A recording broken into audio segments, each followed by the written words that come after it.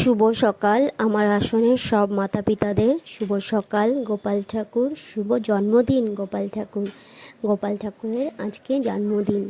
আমি গোপাল ঠাকুরের চরণে এইটুকুই জানাই যে ঠাকুর সবাইকে ভালো রেখো, সুস্থ রেখো। শুভ জন্মদিন, হ্যাপি বার্থডে গোপাল ঠাকুর। আমার কাছে গোপাল ঠাকুর নেই এখন। আমার গোপাল ঠাকুর আছে, বাট এখন বর্তমান নেই। আমার গোপাল ঠাকুর আমার মায়ের কাছে দিয়ে আসছি, কারণ তোমরা সবাই জানো যে আমরা মাসের মধ্যে 7 দিন করে অসুস্থ থাকি। তো তার জন্য আমার গোপাল পুজো দেওয়ার মতন কেউ নেই। আমার মেয়ে ছোট, ও গোপাল পুজো দিতে পারে না, তাই আমার গোপাল মায়ের কাছে রেখে আসছি।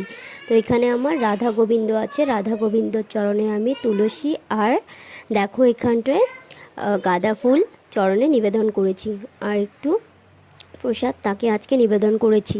গোপালকে আজকে তালের বড়া করে দিতে হয়, কিন্তু আমার কাছে এখন গোপাল নেই, তো আমি দিতে পারিনি গোপালকে। আমি মহাদেব, আজকে সোমবার, মহাদেব পুজো করে নিয়েছি। আর রাধা গোবিন্দ ছিল, রাধা গোবিন্দের চরণেই আমি ফুল পুষ্প নিবেদন করেছি। তো সবাই ভাবো হয়তো যে আমি শুধু ঠাকুরের ভিডিও কেন দিই।